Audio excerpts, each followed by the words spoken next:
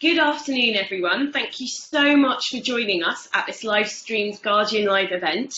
The subject we're looking at today is what the role of journalism and media organisations are in reporting and shifting the dial on the climate crisis. My name's Sonia Soda. I'm Chief Leader Writer at The Observer and a Guardian Observer columnist, and I'm going to be chairing the event for the next 60 minutes as we explore the role of the global media in the fight against the climate emergency. Just a few words before we sort of kick off the event about housekeeping and how this platform works. So we're going to be live online for 1 hour. For the first half an hour or so, I'm going to sort of chair a conversation with our three fantastic panellists. And then after that, we'll have about half an hour to take questions from the audience. Some of you already sent questions in advance. Thank you very much for that. We've got some excellent questions, and I'll fit in as many of those as we can. But you're also very welcome to submit questions as the debate goes on via the Q&A function on your screen, which should be to the right of this window. And you can either choose to pose the questions anonymously, or you can use your name. And if you would like to ask a question for a particular guest, please write the relevant name at the beginning of your question. And it would be great if you could keep your questions as short and concise as possible to make it as easy as possible for me to pose them to our speakers. So I'm just going to briefly set the scene before I introduce our panel. Some of you may be aware that this month The Guardian renewed its pledge in service of the planet, and we've made a number of pledges. We pledged to continue our long-standing record of powerful environmental reporting, or what we hope is powerful environmental reporting. We're going to continue to publish updating global indicators that point to the urgency of the situation. We as an organisation have pledged to achieve net zero emissions by 2030. We want to seek to decouple our business and our finances from fossil fuel extractive companies altogether. We're going to be very transparent with readers and the public about our progress. And really, this month, as we sort of launch that renewed pledge, we really want to be asking the extent to which journalism and media organisations can make a difference, what perhaps we should be doing more, what other organisations can be doing, what the responsibility of the media sector is, what this means for how we report things like the climate emergency. So that's going to be the focus of the conversation today. To work our way through the subject, I'm joined by a panel of three. So first up, we have Bill McKibben, who will be well known to many of you, I'm sure. He's an author, environmentalist, a regular contributor to The New Yorker, and 30 years ago he wrote the groundbreaking book, The End of Nature, which is one of the first books out there that talked about climate change, which is really aimed at a general audience. And he's written lots of stuff about climate change since then. Next up, we have Kyle Pope, who is wearing two hats. He's editor and publisher of the Columbia Journalism Review, and he's also co-founder of Covering Climate Now, which is a global journalism initiative committed to more and better coverage of the climate emergency. And we also have Katharine Viner, who is our editor-in-chief at The Guardian, who will be talking to us about The Guardian's approach to this. So just to kick us off, I've got a question for each of our three speakers. Bill, I'm going to start with you, if that's okay. You've been writing about the climate emergency, the climate crisis, for the last 3 decades, as I mentioned in our introduction. And I was wondering if you could just take a couple of minutes to set out for us how the sort of media landscape on reporting climate has changed, and what have been the big trends that you've noticed, and are we in a better place now than we were 30 years ago? Yeah, in a lot of ways we are in a much better place. This has not been an issue over the last decades in which most of the media has covered itself in glory. It treated it for a very long time as a both sides, he said, she said kind of story. Long past the point when any science could have justified that. And that period, we now know coincided with the really active efforts of the fossil fuel industry to make it so. A huge, expensive campaign of denial and disinformation run by the same people who'd done the same thing for the tobacco industry. And for a very long time, most of the news media fell for it. Well, it was painful to watch if one knew what was actually beginning to happen on the planet. I would say that has begun to fairly decisively shift, especially among top tier news providers. So, first the Guardian early on, and much credit to it. But the Times, the Post, now cover climate change in extraordinary depth and very, very well. And that's one of the reasons why public opinion has finally coalesced in the last few years around the idea that we are in big trouble and best do something about it. Some of that education's come from the media. Some of that education has come from Mother Nature, who's good at this work too. And sometimes that's been a self-reinforcing process. I won't ever forget the week after Hurricane Sandy had flooded New York City and shut it down for a week. The headline the next week on Business Week magazine, not a great tribune of the left, was simply, "It's global warming, stupid," in large letters across the front. So somehow through all that circular process, we're at a different point than we used to be. It doesn't mean that we've yet managed to communicate the urgency or to help people fully understand exactly what the sides in this ongoing fight look like. But we can talk more about that in a little while. Really interesting. And can I just come back to your point about urgency? Because there's sort of a bit of a tension in communicating urgency, isn't there? Because you can risk sort of creating a sense of fatalism. This is coming upon us and there's nothing that we can do. But at the same time, you really do need people to change their behaviour and the way they think about this in the here and now. So what are your thoughts on sort of how we manage those tensions? Would you like me to take a crack at that? That would be great. Thanks. The bottom line here is, yes, we can talk for a long time about how everything plays and so on and so forth. But at bottom, this is a story like most stories, and one has to begin by telling the truth about it. And in this case, the truth is stark. I mean, the latest, the world scientists in 2018 gathered by the Intergovernmental Panel on Climate Change declared that unless we'd made fundamental energy transformations by 2030, and they defined that as cutting emissions in half, then our chances of ever meeting the targets we'd set at Paris were essentially nil. That's a hard deadline with which to work. It's not a false sense of urgency. It's merely physics. And so within that framework, we can have good discussion about how best to get people motivated, what policy looks like, so on and so forth. But that's the framework that the discussion is in. It's always useful to remember that this is not exactly like the other policy and political questions we're used to covering. You guys have watched, say, the debate on Brexit go back and forth for years now, over and over, and people have opinions, and you get someplace and then 2 steps forward and 1 step back, and on and on and on. That's how most political questions work in the world. We come back to them over and over again, and climate change isn't like that. It's the first truly time-limited test we've come up against. If we don't solve it soon, we will never solve it, because we go past physical tipping points from which there is no retreat.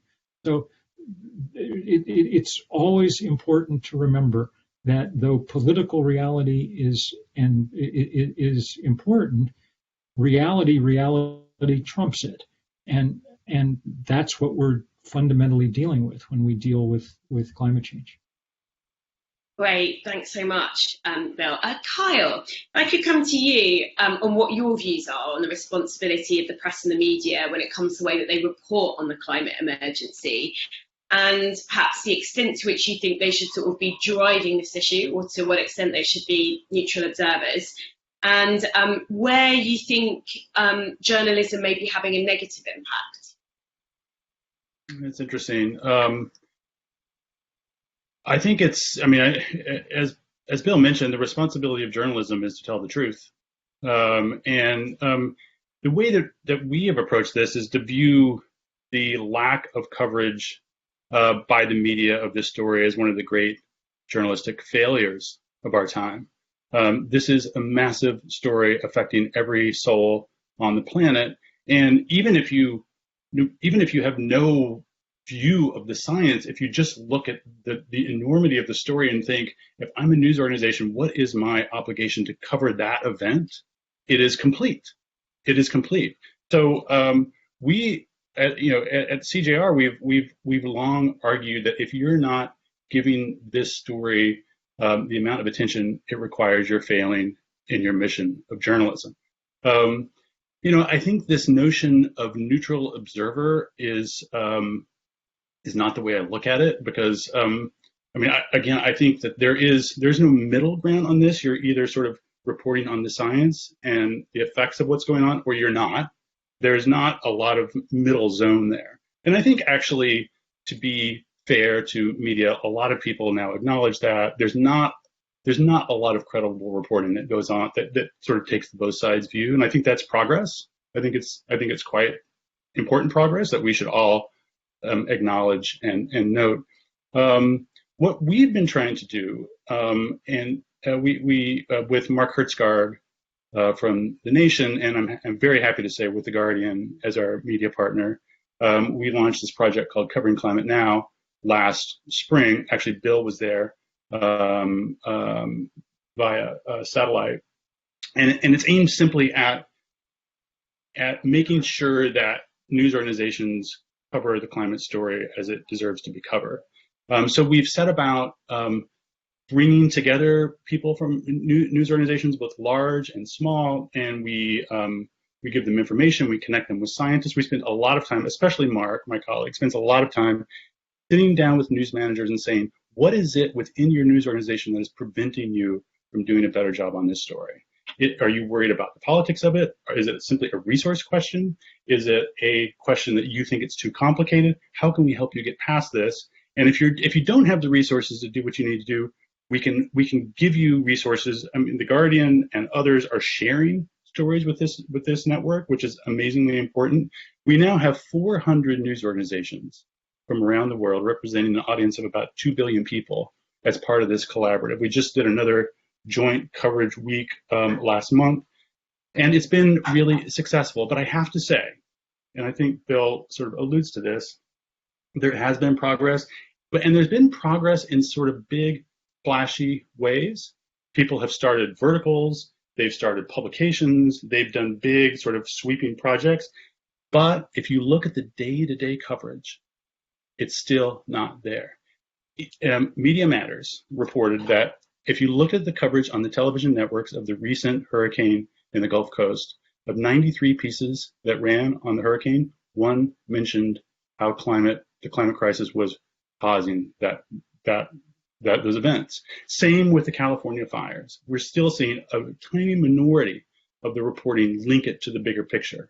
So we're very proud of the work that we've done. We're very proud to be associated with publications like The Guardian, but there's still enormous work to do, especially at the local level and especially at the local television level where, and this is the tragedy, most Americans get their television. So we can pat ourselves on the back for the big splashy progress, but we still have so much work to do. And what are your reflections on why there's insufficient coverage of the climate crisis? Like, is it just a mission? Is it outlets thinking that their readers don't want to read about it? Is it something darker? I mean, what do you think accounts for it? It varies across the board, but what we have, I mean, again, Mark really deserves the credit for being on the front lines of talking to a lot of these newsroom managers. But what he and I too have discovered is that there's a few buckets that come into play. One is people fear, even in the year 2020, that covering climate issues is a political act. That even just reporting what's going on puts them on one side of the political divide. And that's especially true in red states in this country, but it's true around the world. So what we've tried to do is show them polls that say that a majority of Americans, including Republicans, want more information on climate. So we can try to dispel that. The other thing that they tell us is that, and this I think is real, and it's something that we really have to think through. One of the many tragedies of what is happening right now is that the great need to more aggressively cover the climate emergency is coming at a time of great crisis in the business of journalism. People do not have the resources, and that's no joke, and that's no excuse. They actually don't. They don't have the resources to cover the courts. They don't have the resources to cover City Hall. They don't have the resources to cover what's going on in their communities. So when we go to them and say, hey, you need to do more covering the climate, they look at me and they say, are you kidding me? Like, how are we going to do that? And what we tell them is, we're not asking you to add a climate team. It's great that The Guardian has that. It's great that the New York Times has that. It's great that the Washington Post has that. But smaller news organizations are not going to have that. And we need to acknowledge that. What we do tell them is, you need to make every job in your newsroom a climate job. So if you have a reporter covering politics, they need to be thinking about climate. If you have a reporter covering sports, they need to be thinking about climate. If you have a reporter covering culture, they need to be thinking about climate. That is the way that, and that's really where we're spending a lot of our effort, encouraging newsroom managers to rethink their beat structure and not silo the climate coverage into these little units, because people just don't have the resources. And are there people sort of deploying that model well? They are, and you're seeing it. You're seeing across the country and frankly around the world. I mean, covering climate now is a global initiative, and you're seeing, you're seeing sports reporters writing about how people can't, teams are changing their practice regimens because they can no longer practice in the heat. You're seeing a lot of coverage from the arts and culture space about how artists are responding to the climate emergency. So I think that there's progress, but I think, the news business is a very conservative business, and people, especially now when they're being buttressed by so many challenges, and they're stuck in sort of the way that they think things should be. And one of the ways that things should be is that science reporters sort of do their thing over here, and they're kind of complicated, and it's a little arcane, and we give them a little space, and everybody else does their thing. And we're really working to try to convince people that you can't think about it that way. You have to think about the climate story as part of all aspects of our lives, and it should be in all aspects of your coverage. I think we're seeing progress. I'd be curious to hear what Bill thinks about that, and Katharine, but I do think that there's been some. Thanks, Kat. And Katharine, if I could ask you to talk a bit about The Guardian's own pledge. You've led a bit of a sort of revolution in the way that we talk about climate at The Guardian, even down to the language that we use when we report it. So I'm hoping that you could sort of tell us and the audience a bit more about what you're hoping to achieve at The Guardian. Absolutely. Just to say, I'm so pleased to be here with you, Sonia, and with Cal and Bill, who I admire very much. Bill's books have given me more sleepless nights than anyone else's. So thanks for that. I'm sure many people will relate to that. Thanks for that, Bill. Brilliant stuff, but very disturbing. So I think what we've tried to do at The Guardian is sort of go beyond what others have done in lots of different ways. So if I can just talk a little bit about it. The first is the most obvious, and I think what it sounds like Bill and Carl is saying that lots of other people have been doing or trying to do as resources permit, which is expand our environment teams around the world, and they cover the story in real depth from their local perspective and linking it up to the global perspective. And that's led to some great series, like we did a big series called The Polluters, where we named the biggest polluters in the world. Another series that I love is called The Defenders, and that's where we profile all the people who've been murdered in the name of defending the environment. And then, as Kyle mentioned, we've tried to take that into all areas of our coverage and try and say it's sort of everyone's responsibility to understand climate issues and bring it to what they do. And that's also the softer things, So I think our food coverage, our recipes, we only use sustainable fish in the recipes. You'll find it quite hard to find any beef recipes on The Guardian's website. And in our lifestyle coverage, I think it's got to be less about consumption and more about community. But then, as you alluded to, Sonia, there's a sort of some structural things we've done. So the thing that we did that had a really big impact and seemed to travel all around the world was when we said we were going to change the language with which we use to talk about climate. So we don't talk about climate change, we talk about the climate crisis, which I noticed was within a week was sort of adopted everywhere, which I was completely thrilled by.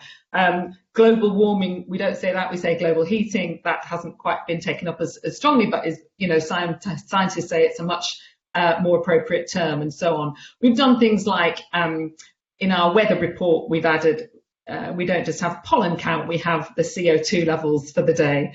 And then last week we launched our new Environment Now climate dashboard, which measures global temperature change, the Greenland ice mass, the Arctic ice extent, and so on. So it's a kind of one-stop sort of data place where you can see what's actually happening to the climate.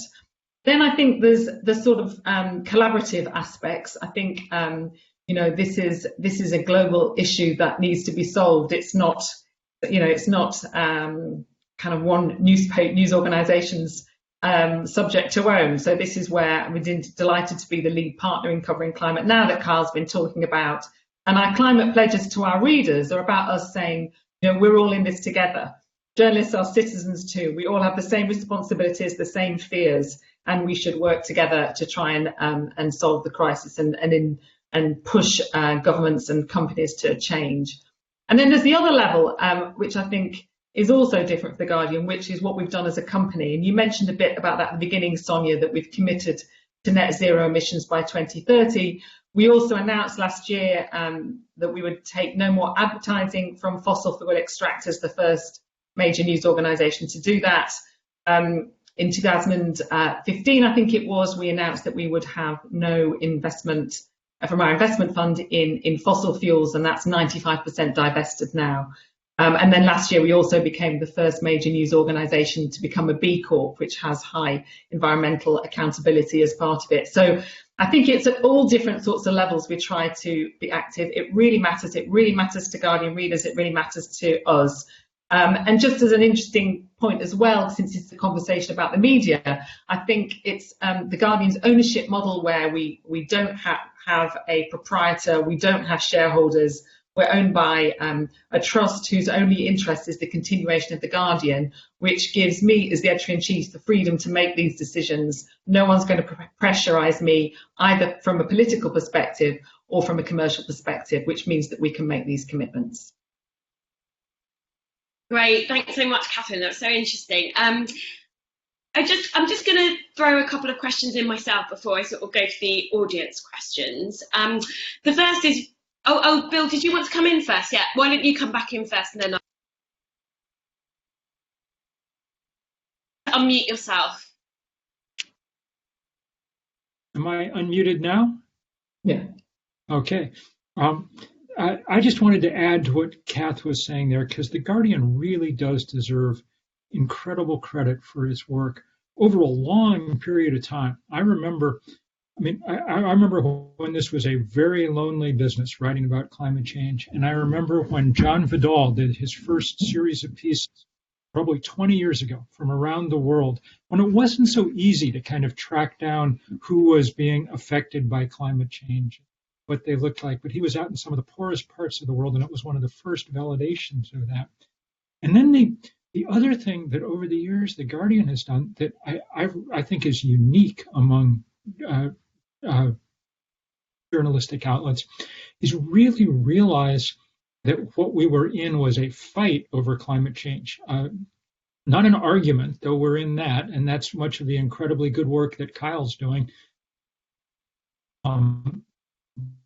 But also a fight. The Guardian not divested itself a year of coverage to building a divestment campaign across the UK, week after week, day after day, pressuring institutions in the UK to divest. That work is still paying dividends. That's one of the reasons that Oxford and Cambridge, say, ended up divesting from fossil fuel this year. And that's become, in its totality, probably the biggest anti-corporate campaign in history. When Naomi Klein and I kind of started kicking it off a decade ago, we did not suspect we'd be at $15 trillion now in endowments and portfolios. But no journalistic institution and very few institutions in the world have done more to support it over the years than The Guardian. So the movement's debt to Katharine and to the newspaper and to the trust is really large. And I do think that that's a really interesting place of discussion. How willing are other journalistic outlets to get involved in the actual fight that's underway here? Sonia, can I jump in on that?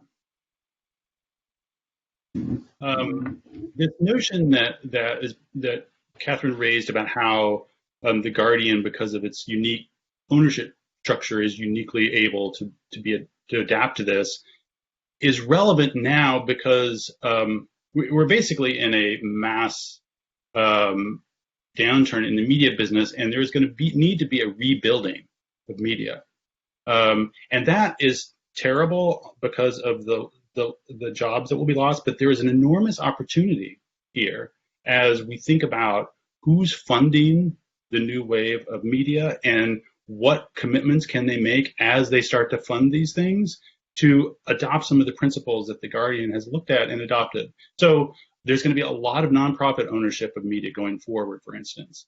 What are the commitments that these nonprofit owners are going to make as it relates to climate issues? So we're at this kind of green shoots moment. It's very, very, there's probably actually still a lot of ice on the ground, but it's going to come soon. And the industry is going to need to be rebuilt. And these principles can be adopted as we go about this rebuilding. But I think that there's a lot of work to be done just in making people aware of what the options are for them in terms of integrating sort of smart climate, both governance and coverage into them as they're starting from scratch. So it's a really important moment right now because there's not this there is an entrenched sort of media approach to this, but that is because of economic forces is dying down, and there is a new world opening up that creates real opportunity. Yeah, ownership really matters, doesn't it? I love completely what you just said. Great, Bill McKibben saying that about The Guardian is pretty wonderful. Thank you. But to mention, John Vidal, like you say, was a complete trailblazer, and I'm sure lots of our audience remember. He's now sadly retired, but a brilliant writer. And I think this point that it's a fight is really important. When Kyle mentioned that sort of some journalists are perhaps particularly in the States, are edgy about covering the story because it's seen as a political act.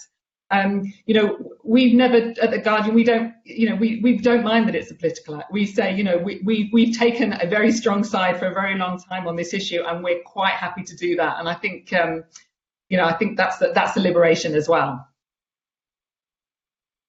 Definitely. Just a quick question for me. You probably got the sense from my question earlier. I am quite interested in this idea of sort of how you kind of engender positive change rather than a sense of fatalism. And Kyle put it so sort of succinctly and eloquently, the job of journalism is to tell the truth. But obviously the way in which you sort of tell the truth, it can be framed in different ways, and some of them may trigger fatalism and some may trigger positive change. So I was just wondering what all three of your reflections were on how it might be best to do that. Who wants to go first? Bryn? Want to go first, or Bill? Yeah, I think a lot of it is we talk a lot at The Guardian about hope, and hope being a kind of political act in itself. That it's the belief that we have the power to change things, that we're not powerless. And I think so anything that can connect our readers to the idea that they're not powerless to impact this.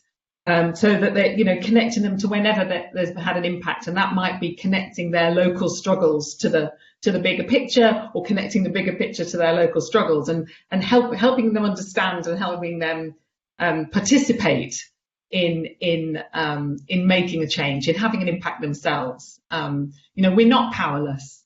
The COVID-19 crisis immediately showed how we can make big changes all around the world if required. And so it's helping people connect to that. It doesn't have to be a despairing story. It's tough. It's a tough challenge, but it doesn't have to be. Bill, did you have thoughts on that? Yeah, I think that Kath is right in that the problem here has always been a problem around what I think the social scientists would call agency. When we consider climate change, it's clearly the biggest thing that's ever happened on planet Earth. And next to it, each of us looks very, very small, and it seems unlikely that we could get anything done, which truthfully is correct. At this point in time, given the short amount of time we have left, there is no way that we solve this problem one Tesla at a time, one vegan dinner at a time, whatever. You just can't make the math work that way. And to the extent that we imply to people that you can, then that's probably a certain amount of journalistic malpractice too. I think that at this point, and this goes back to this question of that it's a fight. I mean, I don't think there's any doubt but that the most important thing an individual can do is be a little less of an individual. It's joined together with others in movements big enough to start changing the political and economic ground rules. That's why it was so powerful when The Guardian said, we're not only going to cover the divestment movement, we're going to be a part of it. We're going to put out, we're going to cover the poll paper. Everybody who gets it in the UK on Saturday, it'll be covered with a 4-page sheet explicitly saying who you should be supporting and how you should be divesting and what who needs to do what. It's that kind of movement building that we've seen happen over the last decade. 350.org, which I helped found, was an early iteration, but now there's Extinction Rebellion. Now there's the Sunrise Movement with the Green New Deal. Now there's the lovely, lovely site of junior high and high school kids around the world. Everybody knows Greta Thunberg, and they should, but there are 10,000 Greta Thunbergs with 10 million followers around the planet. So it's that kind of movement building, I think, and that is difficult it has been difficult for other journalistic outlets to engage in. They haven't yet developed that kind of nimbleness, though, we're seeing better coverage even on editorial pages and things. But that's what it's going to take if we're going to break the power of the fossil fuel industry in the now short time that we have left. Thanks so much, Bill. Carl, do you want to come in on that point too? Or I can also move on to other audience questions. Well, I mean, the only thing I would add is that, I think we have to be very careful about this notion that, it's scary or it's so big that we can't do anything about it, because that, frankly, is the new line of the fossil fuel business. Yeah. And a lot of their kind of acolytes I've seen, it's like, oh, well, it is really complicated and it is a really big issue. And it's sort of like, if you just sort of recycle it, it's all going to be fine.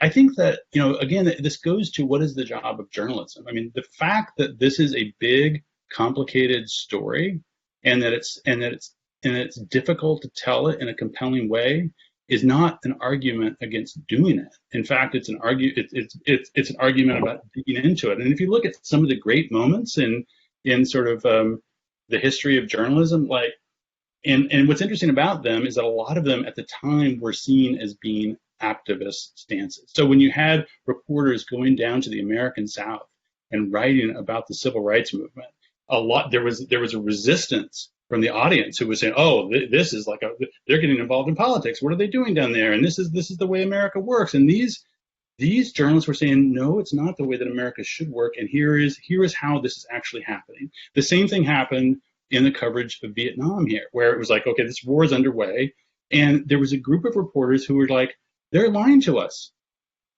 This isn't happening as the way you hear it. And in fact, this war is wrong. And then again, at the time, it was incredibly divisive.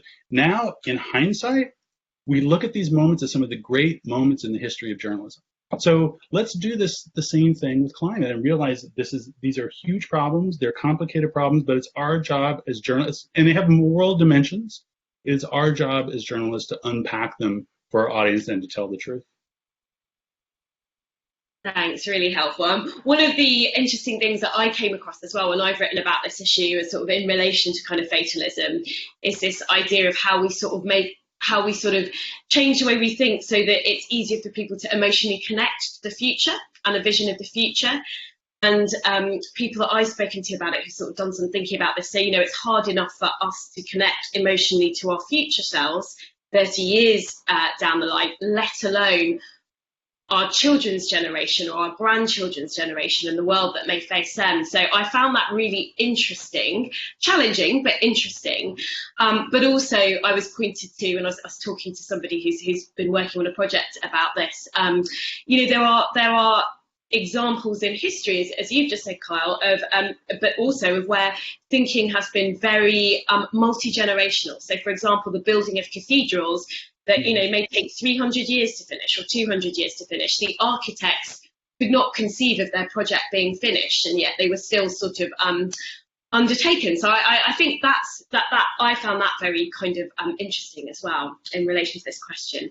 I'm going to move on to some audience questions now. We've had some really great questions submitted in advance, so thank you to all of those who have. The first question that I'm going to start with is beautifully succinct. It comes from Jenny Edwards, and she's asking, should the climate crisis be front page news every day? Katharine, what do you think? I mean, it often is at The Guardian, but it's something I have been wondering about, was whether it should be more often. And I think that's probably what Jenny's, I imagine what Jenny's asking is, why isn't it on the front page every day? And, and I think, another question I've been wondering in a similar way is, what would the climate crisis look like if we covered it the same way we've covered the COVID crisis? Which is throwing all of our resources at it. And I think that's something for us to think about in the next few months. Really interesting. Kyle, what are your thoughts on that? Yeah, I'm stuck with what Kath just said about the COVID crisis, because it has been such an interesting window into how media can do it. They can swarm a story. They can understand complicated science. They can call out politicians who are lying about the best health approaches. This is all within our ability to do. So I think it's and frankly, COVID also points up, there's a lot of thematic similarities in terms of the effect on vulnerable communities, in terms of inequities in our cultures and in our societies, and how disproportionate the effects are. So I think COVID as a case study is really interesting. But this sort of, and don't even get me started on the swarm of coverage of politics, especially in this country and especially of Trump. So if the question is, can journalists sort of really dig into and aggressively and relentlessly cover something, we know the answer to that. So it's just a matter of priority. But I think COVID is a really interesting sort of story to explore, and to explore what we've learned. And there's also been a lot of, and I'll be quiet in a second, but there's been so much work between journalism and health professionals and NGOs and community groups, and there's just been this cohesion that is really unusual, and I think is entirely applicable to the climate story. Thank you. Bill? You're muted, Bill. One of the things that I like about this Guardian climate dashboard that Katharine has gotten up and going is that it is a good way to every day somehow we decided long ago that it was important every hour on the hour for every newscaster to tell us what the stock market was doing. And that's now just taken for granted as part of the news landscape. There have to be the functional equivalents of that for just reminding people on an hourly basis that the actual physical functioning of the planet is at least as important as what's happening to its money at any given hour. And so people are experimenting with that, and that dashboard's a good example of that. There actually are the CBC in Canada, some parts of it anyway, are now broadcasting daily updates on what the CO2 concentration in the atmosphere is compared with the year before, things like that just are ways of reminding people of the insidious persistence of this problem. It is hard for news coverage because it happens a tiny bit slower than we're used to thinking about in terms of news coverage, except when there's a big disaster.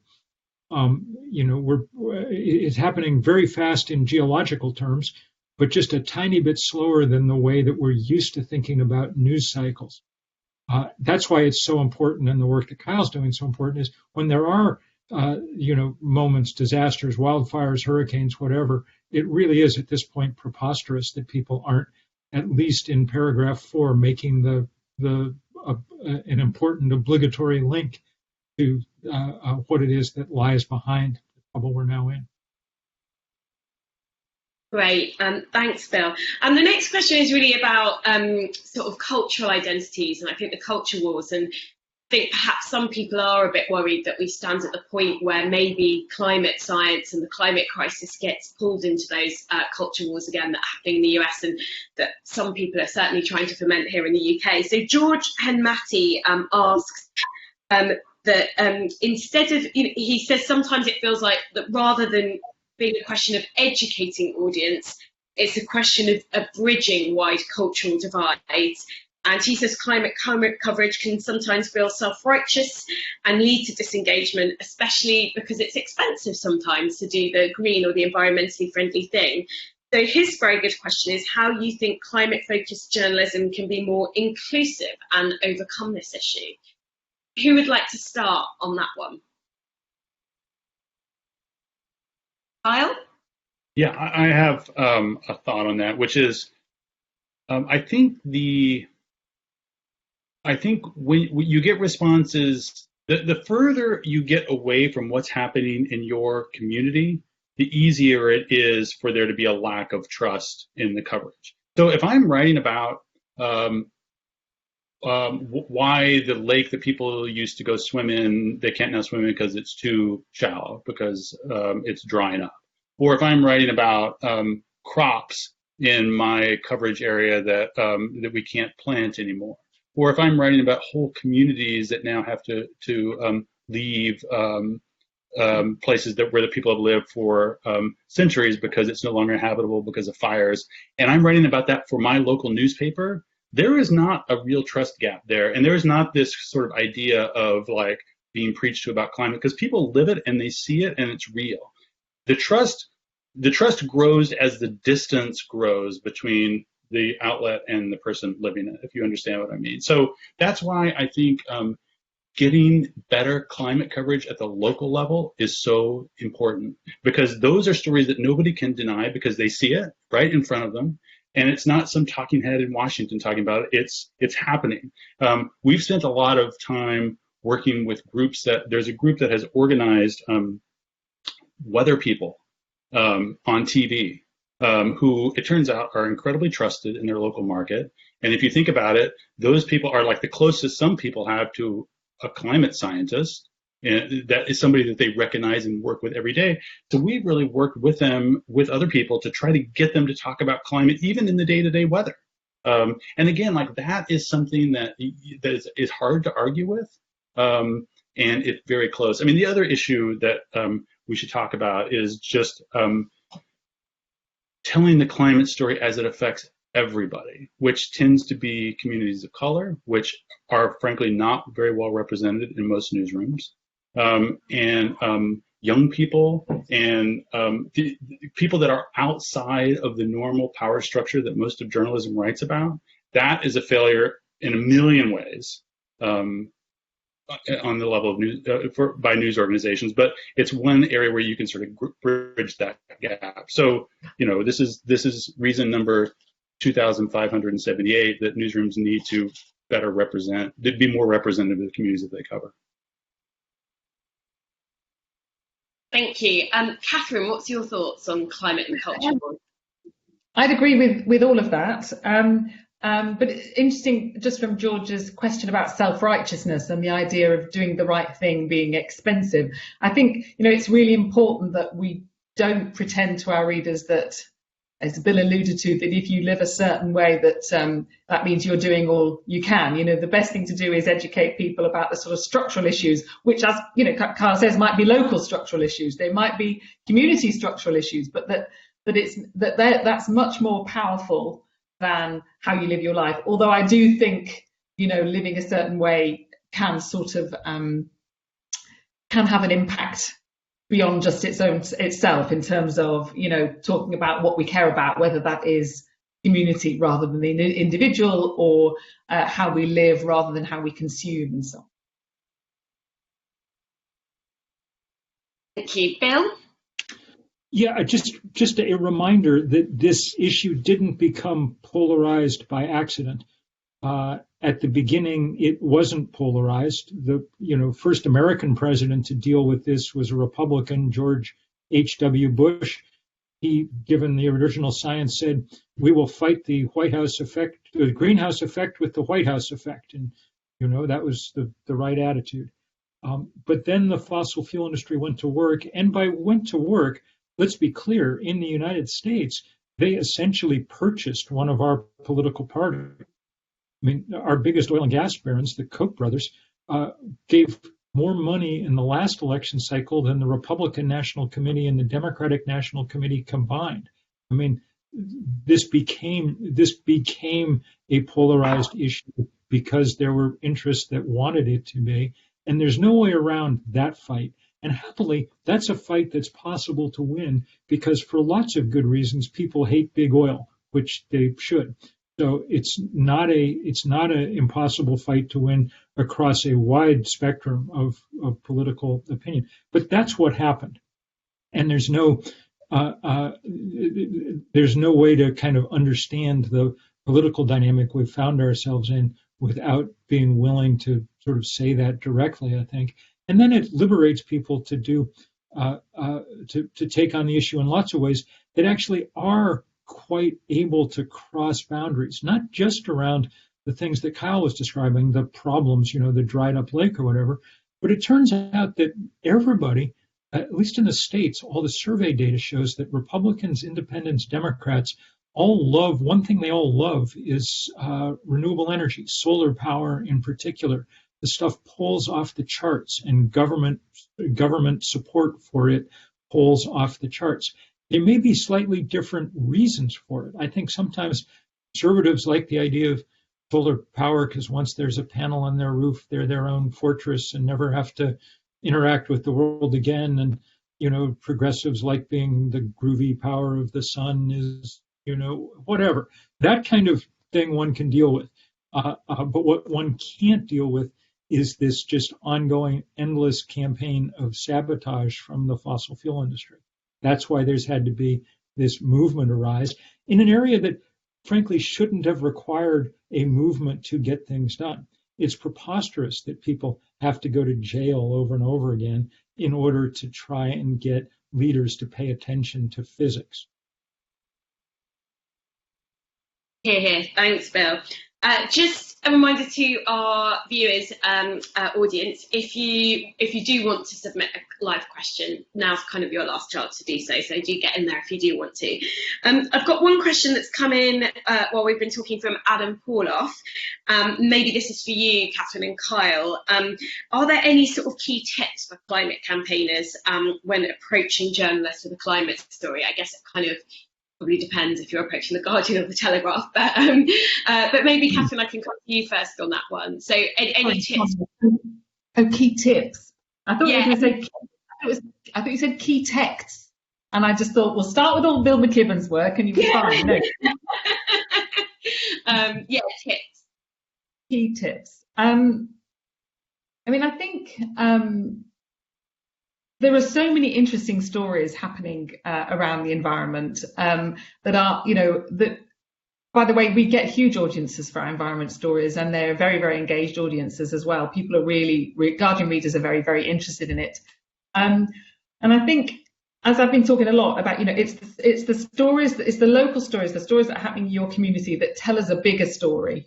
And that we might be able to link up with other local stories to make an even bigger story. So I think if you can tell us about something that we might not know about, that's happening in your area, that is is bigger than you think might be bigger than itself, I think we really want to hear about that. We're a pretty well spread news organisation. We've got journalists in lots of places, but we're not everywhere, and so almost certainly we won't know about your local story, so we'd love to hear about it. And Kyle, have you got any tips, maybe particularly in terms of campaigners approaching the local press? Yeah, I mean, I think that a lot's changed over the last 18 months or so in terms of the willingness of local news outlets to work with campaigners. I think the youth movement has really helped. And I know that the Guardian has worked with sort of high school activists, and that really sort of humanizes and personalizes this movement. And I think it sort of has helped a lot. I don't really have much more to say other than what Cass said, which I think, the more specific and local you can make it, and the more relevant to your audience, and the more that you can sort of humanize it and personalize it, the better. But yeah, I mean, I think there's much more openness now than there was, again, even just 18 months, 2 years ago. Great, thanks, Kyle. And then finally, I'm going to come to a question from Louise Williams. She's asking how you suggest journalists balance the need to attract audiences and publish what audiences are interested in with the need to tell the hard facts about climate change, which perhaps kind of smuggles in that assumption that some members of the public just aren't that interested in reading about it. So maybe, Katharine, for you could talk about how The Guardian has got so many people engaged in reading our climate coverage, and then I'll come to you, Bill, and then you, Kyle. I mean, it's partly, I think, because as has been rather gratifyingly discussed this last hour, we have got a reputation for it. So if you're interested in it, you might come there. But I always think, we should just try and make all these stories as human as possible. These are stories about the natural world, about the climate, and that they all relate to us as human beings. And so trying to tell those stories through people's experiences is really helpful. I also just think I'm completely brazen about really going for it with headlines and pictures and spreading it on social media. Why shouldn't we turn environmental coverage into highly clickable content, as some people would call it? You got a favourite headline, Kat? Favourite climate headline? Oh no, let me get back to you on that. Let me have a think. All right, I'll definitely come back to you. All right, Bill, what are your thoughts on that? Yeah, I don't think there's great evidence that people aren't interested in this. I think they are, especially when stories are well told in conjunction with things that people really care about. One of the things that people really care about turns out to be the weather, and so people,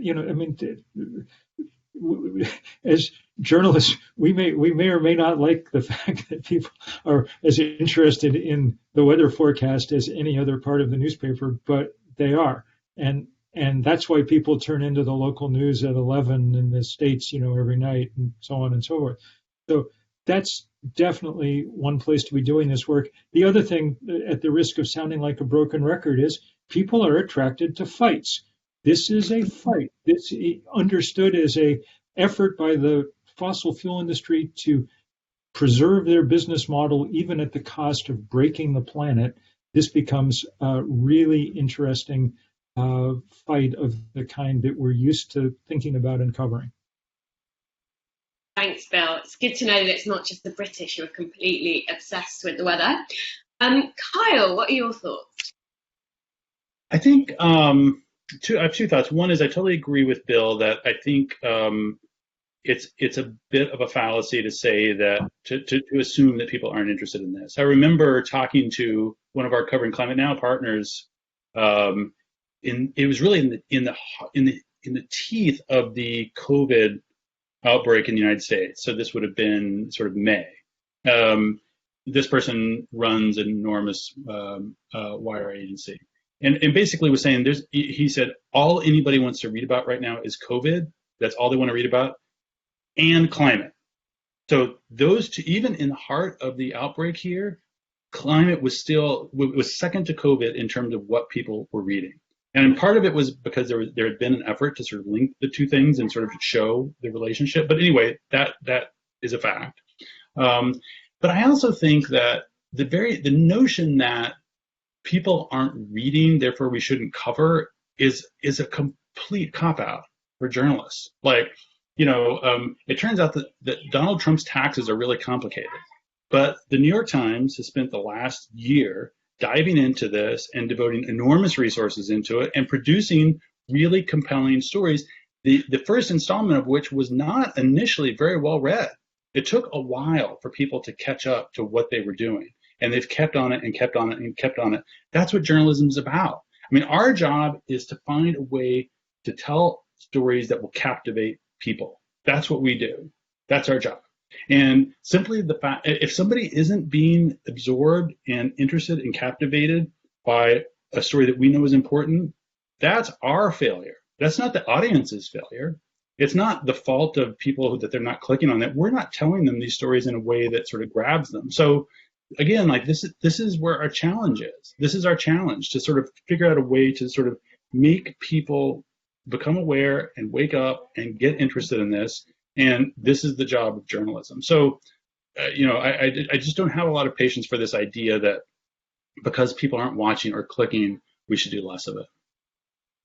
But also, Kyle, I think you can get people to watch or read anything if you work hard enough at it. I really do, And it might be doing it in a podcast, it might be doing it in a Q&A format, it might be doing it as a picture gallery, but you can get people to look at anything, and that's our job.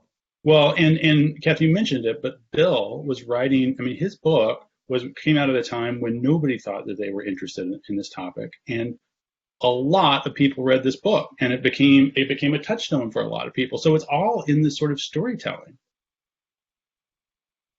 Great. I think storytelling is a really good note to end on. All that remains for me to say is a huge thank you to the three of you, to Katharine, to Carl, to Bill. It's been brilliant having your wisdom and insights today.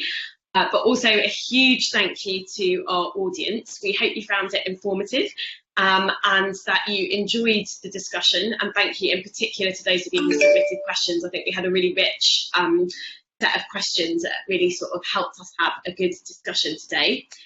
Just a couple of little things to end on. First of all, if you do want to learn more about the Guardian's climate promises, you can just pop Guardian Climate Pledge 2020 into your browser. And if you'd like to support the Guardian and its environmental reporting, you can visit theguardian.com/climate live. And if you did enjoy this event, we've got a couple more events on climate coming up next month in November. We've got one with Noam Chomsky and Robert Pollin, exploring the Green New Deal, and another event with leading policymakers and activists later in the month on what an alternative, it's billed as an alternative, COP26. So you can find out more about those events on the Guardian website as well. Kath is...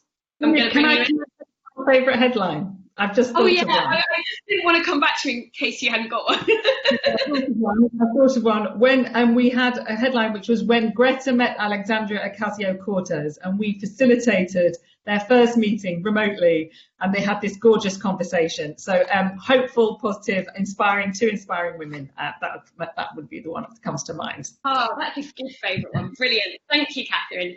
Brilliant. Well, again, thank you so much for joining us today, and we hope to see you at another Guardian Live event soon. Thanks for having me.